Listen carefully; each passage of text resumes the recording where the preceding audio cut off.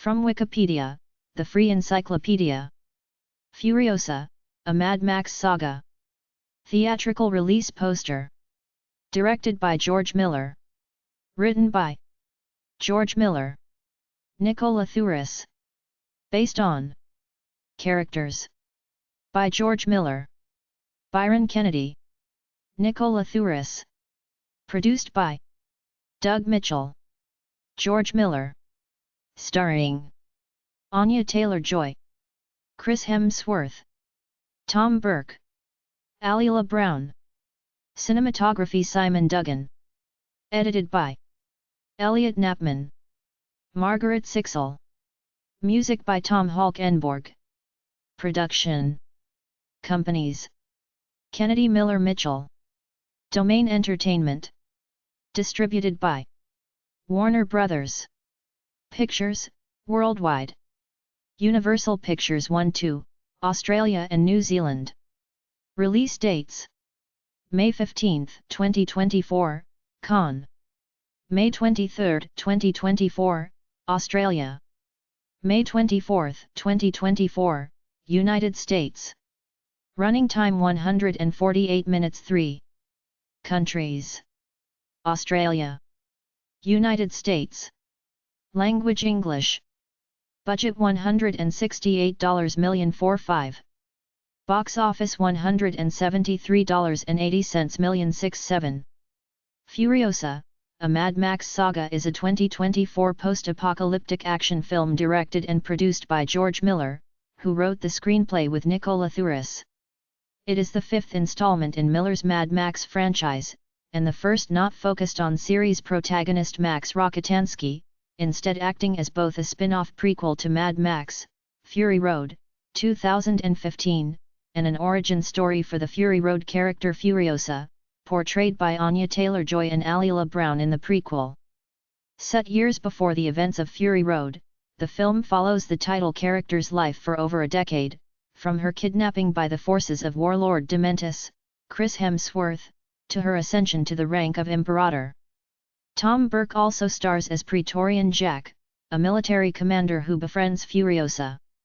Several Fury Road cast members return in supporting roles, including John Howard, Nathan Jones, and Angus Sampson reprising their characters. Miller initially intended to shoot Furiosa back-to-back with Fury Road, but the former spent several years in development hell amidst salary disputes with Warner Brothers Pictures, Fury Road's distributor. Several crew members from Fury Road returned for Furiosa, including Thuris, producer Doug Mitchell, composer Tom Halkenborg, costume designer Jenny Bavan, and editor Margaret Sixel, Miller's wife. Filming took place in Australia from June to October 2022. Furiosa, a Mad Max saga premiered at the 77th Cannes Film Festival on May 15, 2024. It was released theatrically in Australia on May 23, 2024 and in the United States the following day. The film received positive reviews from critics, but became a box office bomb, grossing $173 million against its budget of $168 million. 8. Plot. Decades after the apocalypse, Australia is a radioactive wasteland and the green place of many mothers is one of the last remaining areas with fresh water and agriculture.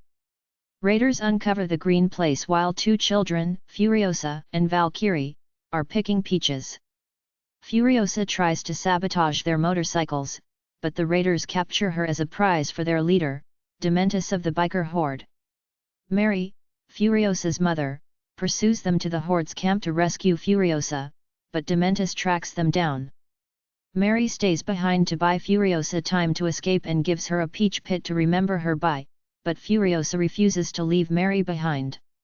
Dementis forces Furiosa to watch her mother's crucifixion. Haunted by his own family's death, Dementis adopts Furiosa as his daughter, hoping she will lead him to the green place. Sometime after, Dementis besieges the Citadel, another settlement with fresh water and agriculture. However, the horde is repelled by the War Boys, the fanatical army of Citadel warlord Immortan Joe. Dementis uses a Trojan horse strategy to capture Gastown, an oil refinery that supplies the Citadel with gasoline. At peace negotiations, Joe recognizes Dementis's authority over Gastown and increases its supplies of food and water in exchange for the Horde's physician and Furiosa, who has tattooed a star chart to the green place on her left arm to find her way home. Afterward, Joe imprisons Furiosa with his stable of wives inside a vault. After Joe's son, Rictus, shows an attraction towards her, Furiosa devises a plan to escape. One night, Rictus breaks Furiosa out of Joe's vault to rape her, but she slips from his grasp using a wig made from her own hair and disappears. Disguised as a mute war boy, Furiosa works her way up the ranks of Joe's men for over a decade. She helps build the War Rig, a heavily armed supply tanker that can withstand raider attacks in the lawless wasteland. Furiosa plans to escape by hiding on the rig when Joe sends his top driver, Praetorian Jack, on a supply run. Disillusioned by Dementis's callousness, his lieutenant, the Octoboss, goes rogue and launches an air assault on the rig. His mortifiers slaughter the rig's entire crew and destroy Furiosa's hidden motorcycle, but Furiosa and Jack team up to defeat them. Furiosa tries to carjack the rig and drive home, but Jack easily thwarts her. However, he recognizes her potential and offers to train her to escape if she helps him rebuild his crew. Furiosa becomes Jack's second-in-command and is promoted to Praetorian. She and Jack develop a bond and resolve to escape together. They see an opportunity when Joe decides to attack Gastown, which Dementis has mismanaged to near ruin. Joe orders Furiosa and Jack to collect weapons and ammunition from the Bullet Farm, an Allied mining facility. However, Dementis, having already taken possession of the farm, ambushes them when they arrive. Furiosa and Jack barely escape, and Furiosa's left arm is injured and pinned to an overturned car. Dementis chases them down and has Jack dragged to death. Furiosa escapes her chains by severing her own injured arm, sacrificing her star map to escape. A lone man watches from afar as Furiosa struggles back to the Citadel, where she and Joe's aide, the People Eater, form a strategy to avoid a trap planned by Dementis. Instead, Dementis is lured into a trap at the Citadel, and the war boys crush the Horde. Having lost her path home, Furiosa shaves her head, builds a mechanical prosthetic in place of her severed arm, and pursues the fleeing Dementis. After an extended chase, Furiosa subdues Dementis in the desert. She imprisons Dementis in the Citadel and uses his still-living body as fertilizer to grow a peach tree from her mother's pit. Joe promotes Furiosa to Imperator and gives her command of a new war rig. She meets Joe's 5 breeder wives in the vault where Joe once held her prisoner and shows them a peach from the tree. The night before another supply run, the 5 wives hide in Furiosa's rig. B. Cast. Anya Taylor-Joy as Furiosa 11. Alila Brown portrays Furiosa as a child and teenager 12. Archive footage of Charlize Theron as the older Furiosa from Mad Max, Fury Road is used during the final scene and end credits 13, 14, 15. Chris Hemsworth as Dementis, the deranged warlord leader of the biker horde who abducted Furiosa, and eventual ruler of Gastown 12. Tom Burke as Praetorian Jack, the commander of the Citadel's first war rig 12. Lachie Hume as Immortan Joe, the warlord leader of the Citadel and enemy of the biker horde 12. Archive footage of Hugh Keays-Byrne as Immortan Joe from Mad Max, Fury Road is used during the end credits 13. Hume also portrays Rizdal Pell, Dementis Lieutenant 16. George Shevtsov as the History Man, the film's narrator, an expert in pre-apocalyptic history, science and technology who serves Dementis 17. John Howard as the People Eater, Joe's advisor and military strategist, and the future ruler of Gastown in Mad Max. Fury Road 12. Angus Sampson as the organic mechanic, Dementis's and later Joe's personal physician 12. Nathan Jones as Rictus Erectus, Joe's muscular but dim-witted son 12. Josh Hellman as Scrotus, Joe's psychologically unstable son 12 CD. Charlie Fraser as Mary Jabasa, Furiosa's mother 12. Elsa Pataky as Mr. Norton, a deformed survivor who joins the biker horde 19. Pataky also portrays a Vuovalini General 19. Dylan Adonis as Valkyrie, Furiosa's childhood friend 20E. Goran D. Clehud as the Octoboss, the leader of the Mortifiers biker gang, who begins the film as Dementus's temporary ally 21. David Collins as Smeg, Dementus's henchman, dance proclaimer, and messenger 22. Matus as Fang, Dementus's henchman 23. Clarence Ryan as Black Thumb, Praetorian Jack's mechanic on the war rig 24. Brian Probitz as Chum Bucket, a hunchbacked auto mechanic at the Citadel 25F. Quaden Bales as War Pup, a young war boy on board the war rig during Jack's supply run 26. Lee Perry as the Bullet Farmer, ruler of the Bullet Farm and the Citadel's arms supplier 20G. Archive footage of Richard Carter as the Bullet Farmer from Mad Max Fury Road is used during the end credits 13. Daniel Webber as Warboy 12. David Field as Toe Jam 27. Rahel Roman as Vulture 27. C.J. Bloomfield as Big Jilly 27. Ian Roberts as Mr. Harley 27. Guy Spence as Mr. Davidson 27. Rob Jones as Squint 27. Tim Burns as Hungry Eyes 27. Tim Rogers as Snapper 27. Florence Mezzera as Sad Eyes 27. Peter Stevens as Guardian of Gastown. Mark Wales as Brakeman, a mechanic at the Citadel 28. Jacob Tamuri as Max Rokitansky, a loner living in his V8 Interceptor who witnesses Furiosa return to the Citadel. He later helps Furiosa and the Five Wives defeat Immortan Joe and his army, and claim control of the Citadel in Mad Max Fury Road. Tamuri served as Tom Hardy's stunt double during the filming of Fury Road, 29/30/31. Archive footage of Hardy as Max from Mad Max Fury Road is used during the end credits 13. Tamuri also portrays the Dogman, a worker at the Citadel. Additionally, the end credits are intercut with archive footage from Mad Max Fury Road, in which Nicholas Hoult, Rosie Huntington Whiteley, Zoe Kravitz, Riley Keough, Abby Lee, and Courtney Eden appear as Nux, the splendid Ong Herod, Toast the Knowing, Capable, the Dag, and Cheeto the Fragile, respectively. The latter five are also portrayed by stand-ins in silhouette during the film's final scene. 13. Production. Pre-production. Director George Miller while filming Mad Max Fury Road in 2012.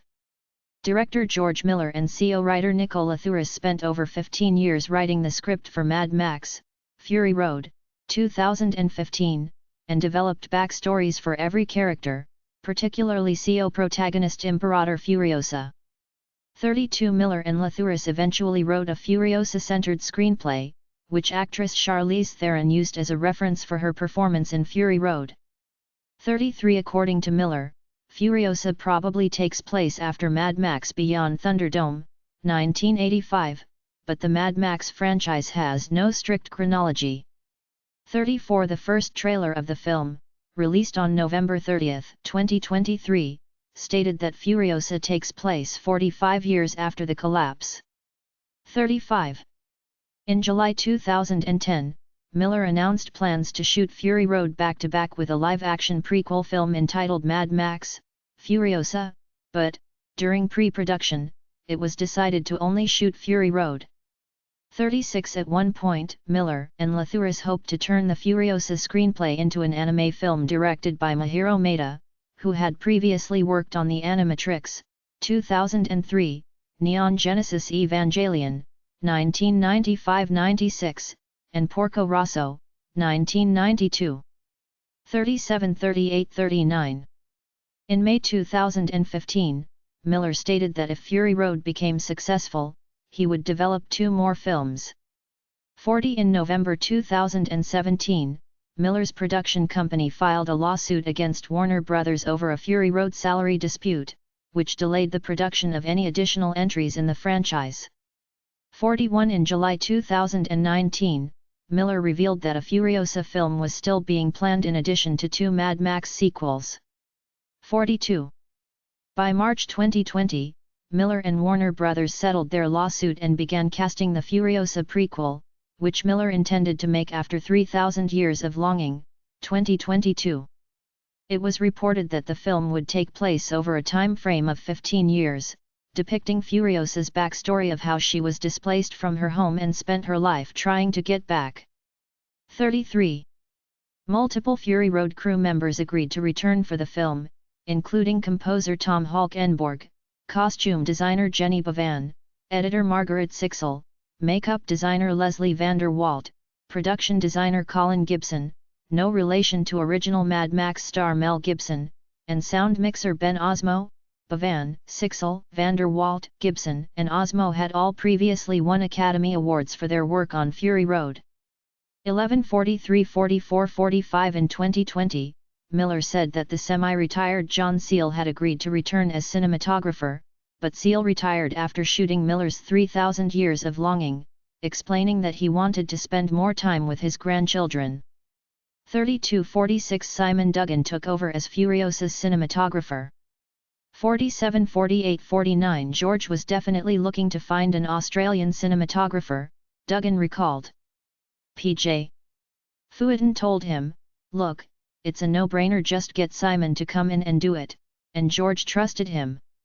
George knew the work I was doing and thought it was amazing, so when we first met, we just wanted to talk about the Australian industry, the people we knew and the experiences we had.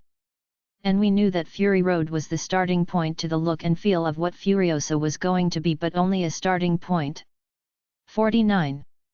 Village Road Show Pictures, which had CO-financed Fury Road, was credited in initial marketing material for Furiosa, with its involvement also acknowledged by an official press kit related to the film and a press release by the Cannes Film Festival.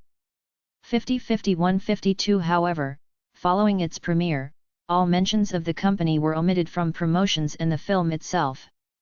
In May 2024, a box office report by Deadline Hollywood stated that Warner Bros. Is all in on Furiosa and financed the bulk of the film's budget without CO financiers, such as Village Roadshow, most likely the result of a content dispute related to Warner Bros.' simultaneous release strategy followed in 2021. 53, 54, 55 The online news site also reported that Domain Entertainment, a private equity fund that CO-financed other Warner Bros. Productions like Aquaman and the Lost Kingdom and Wonka in 2023, was listed in the opening credits after the Warner Bros. Logo. 55-56. Casting. A photograph of Anya Taylor-Joy. A photograph of Chris Hemsworth. A photograph of Tom Burke. A photograph of Lachie Hume. Top, Anya Taylor-Joy and Chris Hemsworth. Bottom, Tom Burke and Lachie Hume. Miller sought to cast a younger actress for the role in lieu of using de-aging technology for Theron, explaining that the technology still leaves an uncanny valley effect. 32 Theron admitted that the decision was a little heartbreaking, for sure, but understood Miller's rationale. 57 In March 2020, during the COVID-19 lockdown in Australia, Miller auditioned several actresses over Skype for the Furiosa role. 58. In October 2020, Anya Taylor-Joy, Chris Hemsworth, and Yahya Abdul-Mateen too were cast, although Abdul-Mateen later dropped out due to a scheduling conflict. 11:59 Miller chose Taylor-Joy after seeing her performance in an early cut of the film Last Night in Soho, 2021, and auditioning her with the Mad as Hell monologue, quoted by the character Howard Bale, portrayed by Peter Finch, from Sidney Lumet's Network, 1976. 60-61 Edgar Wright, the director of Last Night in Soho, told Miller to do yourself a favor and grab the opportunity to work with her. 57 Miller felt that there's a kind of timelessness to her, there's a mystery to her, and yet she's accessible. 39 Taylor-Joy received advice from Nicholas Hoult, who had previously portrayed Nux in Fury Road and worked alongside her in The Menu, 2022. 62 According to Goran D. Cletut, who portrayed the Octoboss, Miller asks every actor who auditions with him to try out the Mad as Hell monologue. 21. Hemsworth, an Australian, had grown up watching the Mad Max films. 29 In 2010, he had previously applied for the title role in Fury Road that eventually went to Tom Hardy. Hemsworth later explained that he was not a big enough star at the time to earn the role. His most notable role, Thor, had not yet debuted in the 2011 film of the same name. 2963 To accurately portray resource scarcity in the wasteland, Hemsworth cut his calorie intake in half compared to when he prepares for a Marvel Cinematic Universe, MCU, film. 64 Describing and elaborating on his character's motivations, Hemsworth said, "He's a pretty horrible individual. Through the whole film we kept coming back to, this is evil, but what is the intention behind it? It's not just sadistic insanity. There is a real purpose, the wheels are turning, he's plotting and planning and 10 steps ahead of everyone else." Amid the character's harshness, Hemsworth imagines Dementis as something of a father figure to Furiosa, adding, "I think that's how he sees himself. I think there's a paternal quality and nature to the relationship in his eyes." Furiosa would, I'm sure, argue to her death the complete opposite. 65. In 2021, Miller cast Alila Brown as a young Furiosa. She had previously worked with Miller on 3000 Years of Longing. Miller said that she reminded him of a young Furiosa and that she impressed him while doing the splits on set. 66, 67, 68 Tom Burke joined the cast in the autumn of 2021 as Praetorian Jack, replacing Abdul Mateen. 59 Burke said that while most of his scenes were shot sitting down in a truck, he had to spend long hours in the gym becoming as lithe as possible, given that he might have to safely jump off the war rig many times in a row until Miller got a take he was satisfied with. 69. When principal photography commenced in June 2022, the producers disclosed that Nathan Jones and Angus Sampson were set to reprise their roles from Fury Road. 70 They additionally announced that Quaden Bales, who worked on 3000 Years of Longing after a video about his mistreatment at school went viral, would appear in a minor role. 71 During the production, Miller agreed to cast Lachie Hume, who was already playing the role of Rizdal Pell, as a younger Immortan Joe, succeeding Fury Road's late Hugh Keays-Byrne, who died in 2020. Miller initially wanted to use a body double for Joe and record his lines in post-production with ADR, but Hume convinced Miller that he could replicate Keays-Byrne's voice and eyes. "When you are working on a Dr. George Miller movie, there's no pressure on you because you are in an incredibly supportive environment," Hume said. During pre-production, Hume fell off a motorcycle while practicing for a scene as Rizdal Pell. Afterward, Miller decided all the actors' bike riding would be performed by his stunt double, Chris Matheson. 1672-73. Filming. Furiosa, a Mad Max saga was shot in the New South Wales towns of Hay, left, and Silverton, right, 74 the latter of which is often considered a ghost town, though it has a small population of 48 people. Silverton hosts a Mad Max 2 museum. 75. Filming took place in Australia from May to October 2022, principal photography began on June 1, 2022. 47 76 77 78 79 Miller shot the film at various locations in New South Wales, Broken Hill/Silverton, Hay, the stowaway action sequence, Kurnell, the bullet farm and the final confrontation between Furiosa and Dementis, Terry Hills, the Green Place, Melrose Park, Gastown, and the Disney lot in Sydney, the Citadel. 80 The action sequence where the raiders ambush the war rig took 78 days to shoot, where close to 200 stunt performers worked on it every day. The sequence became known during production as Stowaway to Nowhere. 81-82. Miller stated that Furiosa was an easier shoot than Fury Road, alluding to the latter's troubled production, and complimented Warner Brothers' new leadership for implementing an approach to filmmaking that was much more collaborative than it was adversarial.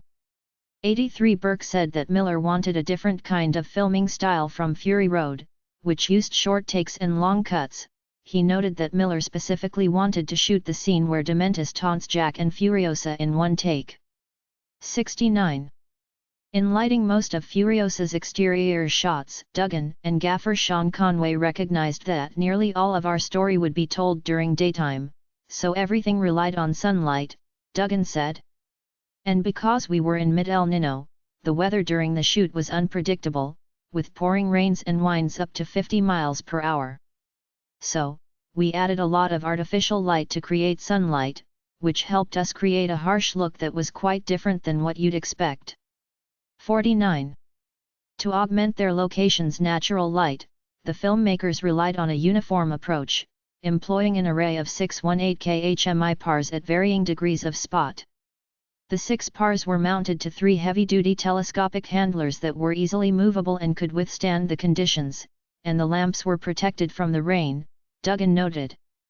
We found that the 18K array could cover almost half a football field and accommodated the size of most of our exterior location sets.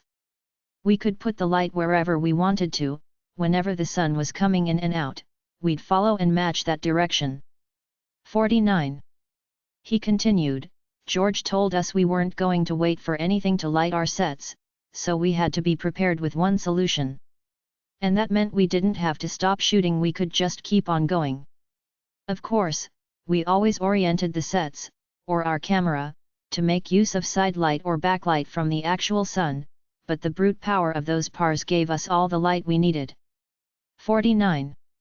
Taylor-Joy praised Miller's commitment to safety on set 84 but said that working on the film was, nonetheless, a challenging experience. With just 30-odd spoken lines of dialogue, she would go months on the film set without speaking a single word on camera. I've never been more alone than making that movie. I don't want to go too deep into it, but everything that I thought was going to be easy was hard. When asked what proved more difficult than she expected on the Furiosa set, the actress said, "Next question, sorry. Talk to me in 20 years. 85. In a later interview, responding to a question regarding how she was able to portray the nuance and complexity of Furiosa without much dialogue, Taylor-Joy explained, the character was just immediately there. The second that I read the first script, even though the script changed quite a bit by the time we got to filming, I had her essence very deeply embedded within me. I was also supremely protective. I think I fought more for this character than I had fought for any other character. George had such a specific vision for what he wanted her to be, and I just felt like it was my responsibility to fight for any moment where you could see a little bit of her rage come out." 86. Sharing her most memorable note given by Miller throughout the filming process, she said, "George wanted Furiosa to be incredibly stoic. And I felt like my contribution was that I've always felt like you need to see the humanity behind that, if you want people to fully invest in a character. George encourages you to be in almost like a university-type setting where every choice you have to justify, and you don't justify it once. You justify it thousands of times if it's going to make it in the movie. It was really great training for me, not only as an actor but also as somebody that hopes to direct one day. Your conviction has to be unwavering if you want something to make it into one of his movies." 86. Hemsworth arrived on set nursing a back injury, but said that he was excited to work on Furiosa because playing Dementis allowed him to get out of that typecast space of the muscly action guy and play a character with complications and darkness. He explained that suffering without a purpose is awful, but suffering with purpose can be rejuvenating and replenishing. 87. Burke said that Miller was willing to collaborate with his actors to structure Furiosa and Jack's relationship, explaining that while Miller wanted a romance, Burke felt the characters should push romance to the side until they believe they are riding off to a safer place. 88. While promoting the film, the actors disclosed several ideas that Miller considered or even shot but ultimately cut. Taylor-Joy said that Miller shot but ultimately deleted a scene where Furiosa cuts off Dementis's tongue, an act which is mentioned but not shown in the theatrical version. 89. Burke said that Miller vetoed the idea of a training montage where Jack teaches Furiosa about road war because it was too much of a cliché. 88. Post-production. Hylas and the Nymphs, 1896, a painting by John William Waterhouse. Haunted by his memories of a better past, Dementis vandalizes a copy of J.W. Waterhouse's painting Hylas and the Nymphs, 1896. After conquering Gastown, Miller used the painting's verdant, watery setting to contrast with the burned-out desert landscapes of Furiosa. 90. Fury Road's VFX supervisor Andrew Jackson returned for Furiosa. His home studio DNEG worked with Framestore, Metaphysic.ai, Rising Sun Pictures, and Slate Fs.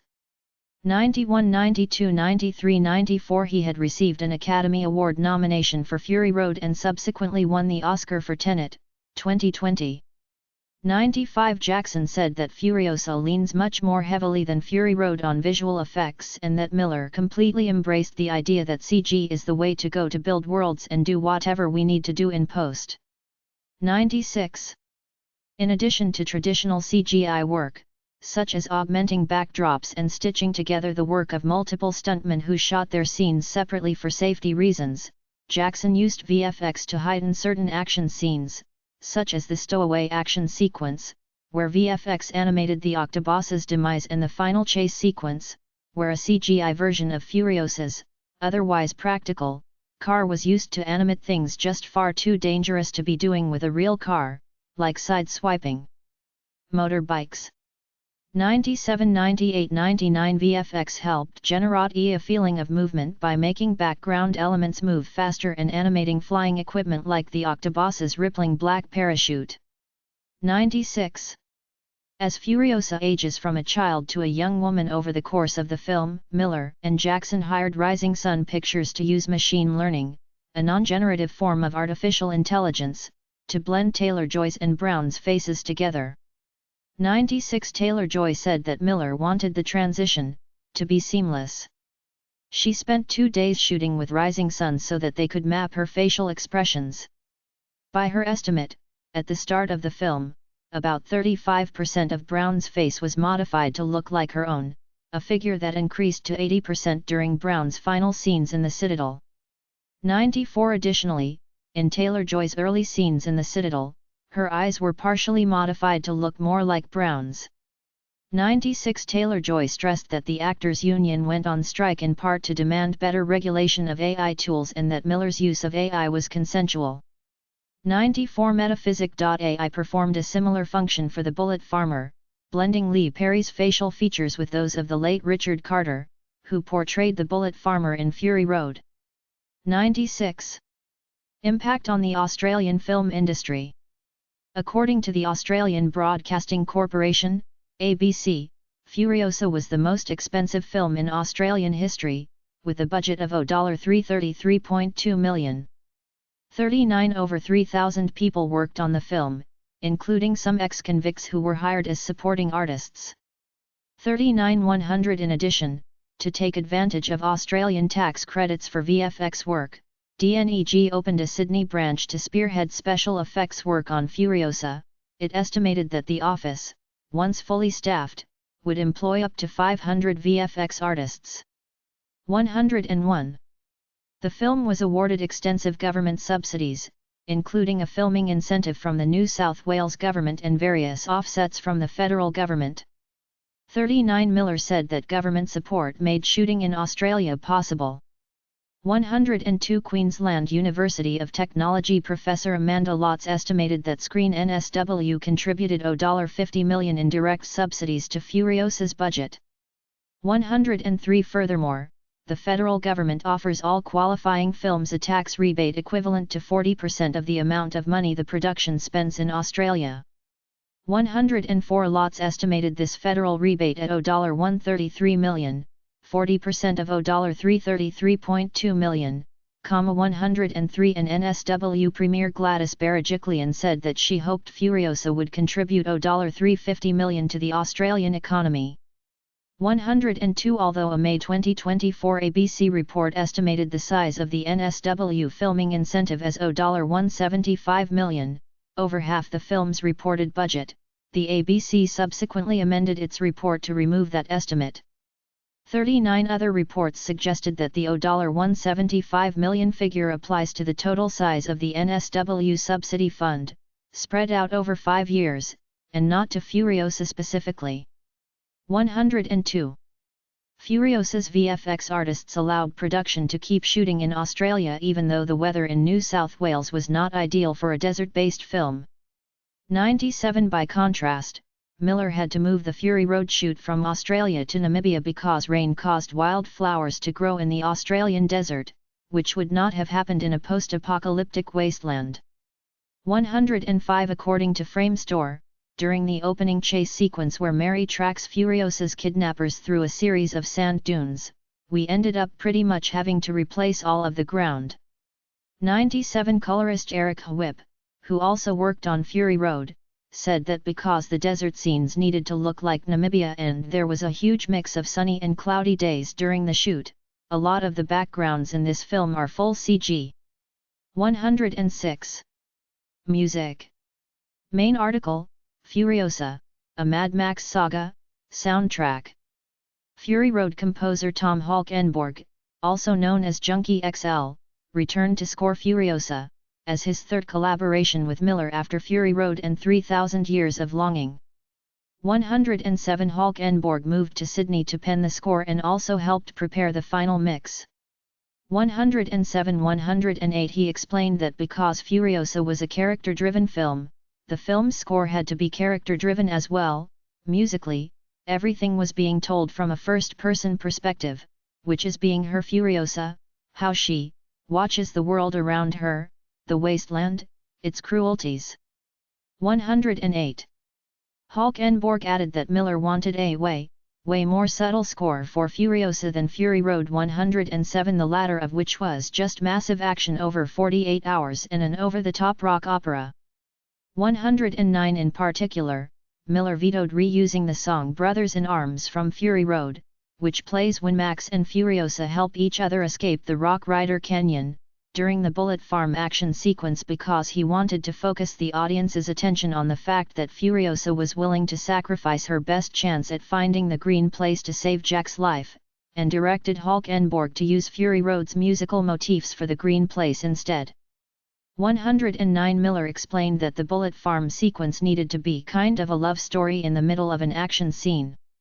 He wanted to show that through their actions, Furiosa and Jack actually are prepared to give of themselves entirely to the other.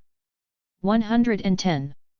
Furthermore, Holkenborg used AI to make deep fake voices from another voice, explaining, what if the source sound was a drum rhythm, and what if the destination sound was an electric guitar? But the software doesn't know what to make of it. So it gave us a happy accident that we used throughout the score.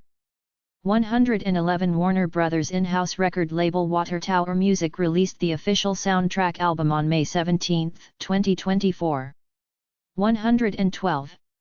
Marketing. On November 29, 2023, the Warner Brothers booth at CCXP featured a first-look image of Taylor-Joy's Furiosa. 113 The following day, the teaser trailer of the film was released. 50 On March 19, 2024, the official trailer debuted. 114 At Cinemacon, Warner Brothers screened extended footage of the film on April 9. Miller, Taylor-Joy and Hemsworth appeared together for the first time in public to promote the film. 115. Running about 5 minutes, the extended preview shown at Cinemacon revealed that the film would be split into 3 distinct chapters: Her Odyssey Begins, A Warrior Awakens, and A Ride into Vengeance. 116 The final film actually features a total of 5 chapters: The Pole of Inaccessibility, Lessons from the Wasteland, The Stowaway, Homeward, and Beyond Vengeance. 117. A trio of first-look images from the film were released exclusively by Total Film on April 19. 118 On May 16. An extended sneak peek was released by Odeon Cinemas and was released on YouTube the following day. 119. Release. Anya Taylor-Joy leaving the Furiosa press conference at the 2024 Cannes Film Festival. Taylor-Joy in Cannes the day following the film's premiere in May 2024. Theatrical. Furiosa, a Mad Max Saga had its world premiere at the 77th Cannes Film Festival, screening out of competition, on May 15, 2024. 120 The film was released theatrically in Australia and India on May 23, 2024, and in the United States on May 24, 2024. 121. It was originally scheduled to be released on June 23, 2023, but was delayed to May 2024. 121, 122, 123. The film opened in China on June 7, 2024, becoming the first Mad Max film to be theatrically released there.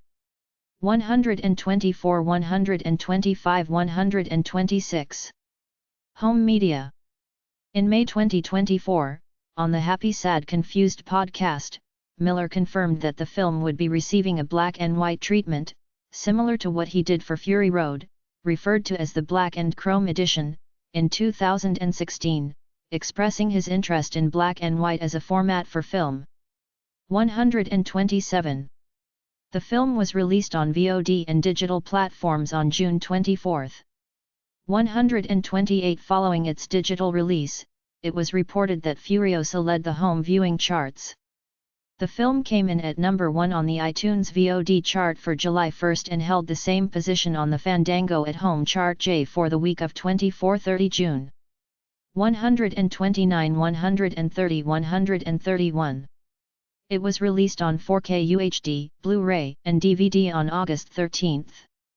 132, 133, 134. Special features include the hour-long behind-the-scenes documentary Highway to Valhalla, In Pursuit of Furiosa, which interweaves concept art, set footage, and interviews with cast and crew, providing an overview of the project from conception to post-production, while shorter featurettes delve into Furiosa and Dementis and Taylor-Joy's and Hemsworth's performances. An extended breakdown of the stowaway action sequence is also included.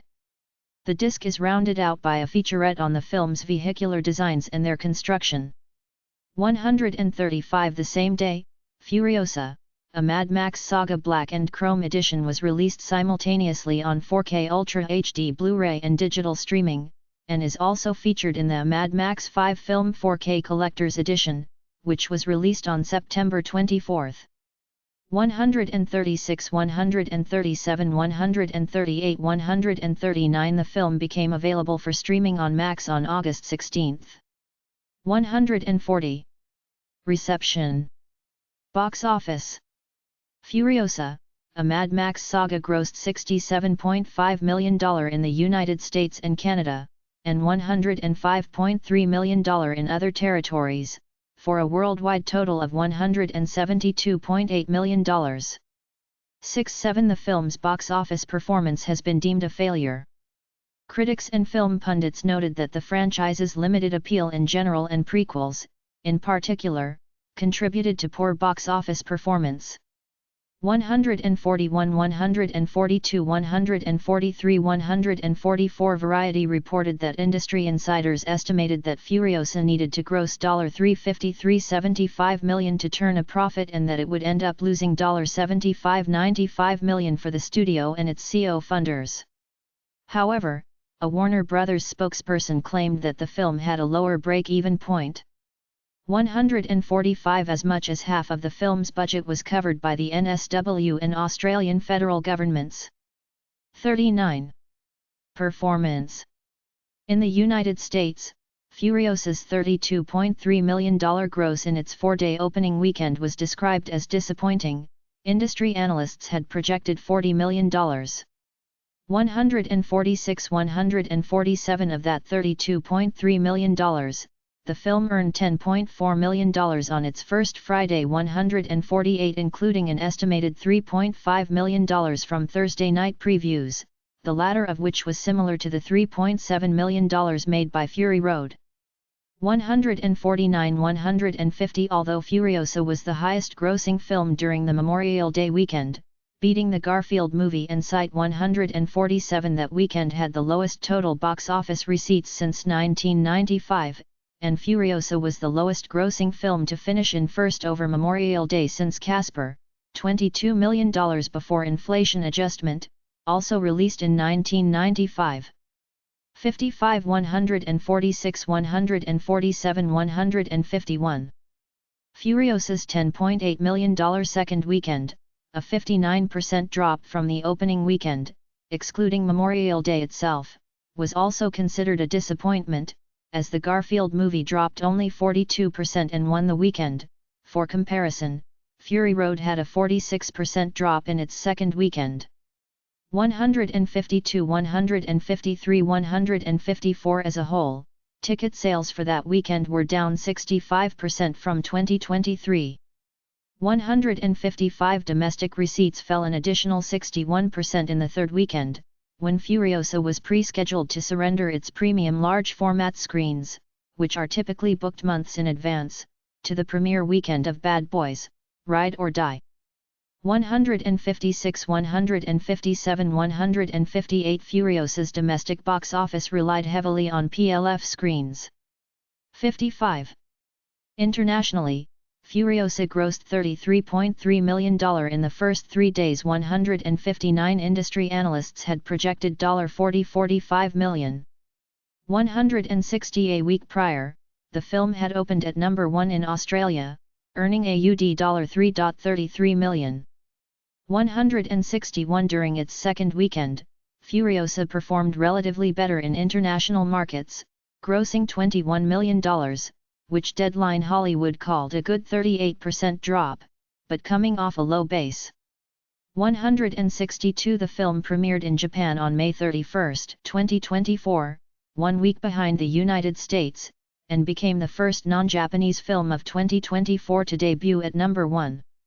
163 reported by Variety, it also held the number 1 spot in China on its first day, June 7, over the country's Dragon Boat Festival holiday weekend, but its $3.58 million take in its first 3-day weekend left it outside the top 5. 126 However, The Hollywood Reporter reported that the film opened in 6th place with $3.7 million as a batch of local releases dominated ticket sales. Chinese ticketing app Maoyan forecasted Furiosa to finish its run with about $7.5 million. 164. Analysis. Industry analysts identified a variety of reasons for Furiosa's opening weekend, which was considered weak in light of what film consultant David A. Gross called outstanding reviews and a good audience score. 165 The opening weekend was not entirely unexpected. In April 2024, Deadline Hollywood reported that some sources were expecting Furiosa to compete neck and neck with the Garfield movie. 166 However, following Furiosa's disappointing second weekend, an anonymous studio executive told a reporter that it's mind-numbing that Furiosa hasn't grossed $50 million domestically. 167. Gross and The Hollywood Reporter's Pamela McClintock wrote that Furiosa was hurt by the industry-wide disruption to the film production schedule caused by the 2023 Hollywood labor disputes, a position that, according to the New York Times, the film studios had been pushing for several months. 168 According to Gross, moviegoing thrives on momentum and rhythm, one strong movie after another bringing fans to the multiplex once or more per month. Right now, the schedule is thin. 167 169. Despite being a female-fronted action film, Furiosa's opening weekend viewership skewed heavily male, 72%, and young, 55% of viewers were between ages 18-34. 55 The Rap's Jeremy Fooster speculated that one of the reasons for the awful underperformance was because the film is not a 4-quadrant tentpole, writing, Furiosa wasn't ever expected to be a Fast and Furious or Disney remake-level moneymaker for theaters, skewing more towards male audiences and to longtime Mad Max fans. 151. Forbes' Paul Tassi praised Hemsworth and Taylor-Joy's performances, but questioned whether Furiosa commanded the same kind of brand recognition as a traditional IP-led tentpole feature, given that it was a prequel spin-off of a side character in Fury Road who is not even being played by the same actress this time. 170 After Bad Boys: Ride or Die debuted above expectations, box office analyst Scott Mendelson tweeted that sequels soar, prequels stumble, and originals struggle, just like nearly every other summer. 171. Furiosa's domestic grosses disproportionately came from premium large format screenings, PLFs, like IMAX and Dolby Cinema, which command higher ticket prices than screenings in regular theaters, and, according to Warner Brothers executives, may appeal more to die-hard fans. 172 in its opening weekend, 54% of Furiosa's domestic gross came from PLFs, compared to 48% for Oppenheimer, 44% for Dune, Part 2, 42% for Mission Impossible Dead Reckoning Part 1, and 37% for Indiana Jones and the Dial of Destiny. 55 172 173 Conversely, Screen Rant's Kate Buff suggested that Hollywood studios' eagerness to push content onto their own streaming services had encouraged everyday film-goers to put off watching Furiosa in theaters on the assumption that Warner Brothers would quickly transition Furiosa to Max. She added that high budgets for tentpole features were raising the bar for box office success. 174. Several critics and filmmakers urged audiences to watch the film without being put off by its weak box office results. Vulture's Bill Jeberai, who praised Miller for taking a big franchise sequel and turning it into something strange, sublime, and potentially off-putting, urged analysts to focus on long-term performance and to give Furiosa time to grab a foothold in the marketplace, rather than write off the film based on its opening weekend. 175 176 Eberai also pointed to the 2023 cultural phenomenon of Barbenheimer, Barbie and Oppenheimer, which accumulated 75% of its total grosses after the opening weekend due to strong word of mouth. 176 Director Wes Ball, whose film Kingdom of the Planet of the Apes had moved up its release date to avoid directly competing with Furiosa 177, encouraged people to go and watch the film on the big screen on Twitter by tweeting, "Like the movie or not, creative swings like this don't come around often. When they do, try to enjoy the ambition of it all in a great theater." Furiosa was made because Fury Road was beloved, not because it was a box office hit. 178. Critical response. On the review aggregator website Rotten Tomatoes, 90% of 416 critics' reviews are positive, with an average rating of 7.9/10. The website's consensus reads, "Retroactively enriching Fury Road with greater emotional heft if not quite matching it in propulsive throttle, Furiosa is another glorious swerve in mastermind George Miller's breathless race towards cinematic Valhalla." 179. Metacritic, which uses a weighted average, assigned the film a score of 79 out of 100, based on 64 critics, indicating generally favorable reviews. 180 audiences polled by CinemaScore gave the film an average grade of B+ on an A and to F scale, the same as Fury Road, while those polled by PostTrack gave the film an average of 4.5 stars out of 5, with 70% saying they would definitely recommend it. 55 181. Writing for RogerEbert.com, Robert Daniels awarded the film 4 out of 4 stars, and called it one of the best prequels ever made. He praised the action sequences, performances, and storyline. 182 Pete Hammond of Deadline Hollywood viewed the film as possessing the best screenplay of any Mad Max film. 183 The Guardian's Peter Bradshaw called Taylor-Joy an overwhelmingly convincing action heroine. 184 Writing for Empire, John Nugent awarded the film 5 out of 5 stars, and described Taylor-Joy as phenomenal, finding the right balance of steeliness and fractured humanity that Theron instilled. 185 Jada Ewan from The Washington Post thought that Hemsworth had created one of the all-time great screen villains. 186 and Jake Wilson of the Sydney Morning Herald saw him stealing the show. 187. In a critical review, Owen Gleiberman of Variety perceived Furiosa as franchise overkill and as filled with pretension. 188 Nicholas Barber of BBC also disliked some aspects of the film, giving it 3 out of 5 stars. He viewed the plot as meandering and as draining, writing, "You soon reach the point where you're sick of sand, sick of explosions, sick of off-puttingly sadistic violence." 189. Stephanie Zacharik's review in Time similarly criticized the film as a slog that's working hard to persuade us we're having a good time. 190 John MacDonald of the Australian Financial Review opined that part of the film's failure may be attributed to the writing, but also to Hemsworth's woodenness as an actor. 191. In July 2024, Theron confirmed she had seen the film, stating, "It's amazing, it's a beautiful film." When asked if she had talked to Taylor-Joy at all throughout the process or since its release, Theron said, "No, we've really been trying to connect. It's been one of those we can actually make a comedy out of it. We keep running into each other and in places when we don't have time to really talk to each other, so we're constantly like, oh my god, okay, let's get together. And then life takes over. But it will happen when it's right." 192. Accolades. Award date of ceremony category recipient, S. Result Ref. Astra Film and Astra Creative Arts Awards December 8, 2024 Best Action or Science Fiction Feature Furiosa, a Mad Max Saga pending 193. December 8, 2024 Best Costume Design Jenny Bavan pending. Best Makeup and Hairstyling Furiosa, a Mad Max Saga pending. Best Sound pending. Best Stunts pending. Best Stunt Coordinator Guy Norris pending. Best Visual Effects Furiosa, a Mad Max Saga pending.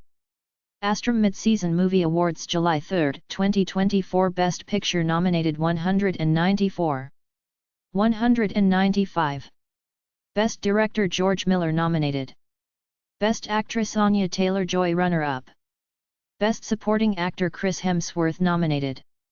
Best Stunts Furiosa, a Mad Max Saga runner-up. Australian Directors Guild Awards November 22, 2024 Best Direction of a Feature Film. Budget $1.5 million or over, George Miller 1K196. Golden Trailer Awards May 30, 2024 Best Action Poster 1 Sheet. Works ADV, nominated 197. 198.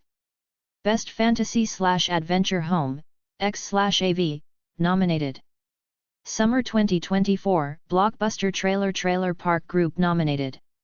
Hollywood Music and Media Awards November 20, 2024 Best Original Score Sci-Fi/Fantasy Film Tom Halkenborg nominated 199. Hollywood Professional Association Awards November 7, 2024 Outstanding Color Grading Live Action Theatrical Feature Eric Whip, Alter Ego, nominated 200. 201. Outstanding Editing Theatrical Feature Elliot Knappman and Margaret Sixel nominated. Location Managers Guild International Awards August 24, 2024 Outstanding Locations in a Period Feature Film Furiosa, a Mad Max Saga nominated 202. 203. Possible Future Prequel. Main article, Mad Max, The Wasteland. In the days after the film's disappointing opening weekend, pundits suggested that it had lowered the chances that Warner Bros. Would greenlight Mad Max, The Wasteland 204-205, a second Fury Road prequel focusing on Max Rokitansky that Miller had teased for years. 206. At that time, May 2024, The Hollywood Reporter reported that The Wasteland was not yet in development. 204-205. Miller had previously clarified that The Wasteland's source material, lore and other background material written in preparation for Fury Road, had not yet been adapted into a screenplay. 207. He also said that he was waiting to see the reception on Furiosa before taking more concrete steps to develop The Wasteland into a feature film. 208. Several weeks after the release of Furiosa, Hardy, who was promoting the bike riders at the time, said, "I don't think it's happening," in an interview, either talking about his involvement in the film or the film itself. 209. In October 2024, while promoting Venom, The Last Dance, Hardy was further asked about whether he'll reprise his role for an additional Mad Max film, responding, "No, I haven't been told anything about it yet, but obviously I'd love to do that. George already has a script called The Wasteland, which is like quite specific, so I'm aware of that. It depends on whether they're making it." 210.